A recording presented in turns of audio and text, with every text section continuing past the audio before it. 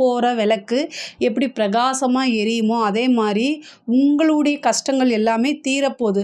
இந்த விஷயங்கள் தான் வந்து நீங்கள் மனசுக்குள்ளே வச்சுக்கணும். சனி எப்போவுமே போகும்போது உங்களுக்கு ஒரு பெரிய பாடத்தையும் ப்ளஸ் ஒரு பெரிய கிஃப்ட்டும் உங்களுக்கு கொடுத்துட்டு போவார்.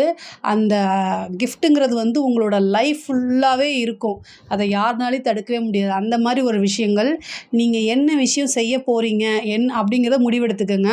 கஷ்ட காலங்கள்லேருந்து ஒரு விஷயத்தை நம்ம கற்றுக்கலேன்னு வச்சுக்கோங்களேன், நமக்கு ஒரு தோல்வி வருது, கஷ்டம் வருது. அந்த விஷயத்துலேருந்து நம்ம எதுவுமே கற்றுக்கலைன்னா அதுதான் மிகப்பெரிய தோல்வி. ஓகேங்களா? அதனால் இந்த விஷயங்கள உங்கள் கூட யார் இருந்தா, எப்படி நம்ம கஷ்டப்பட்டோம், என்ன அப்படிங்கிறதெல்லாம் புரிஞ்சுக்கங்க. உங்களுக்கு நிறைய அதிர்ஷ்டங்கள் வரப்போகுது.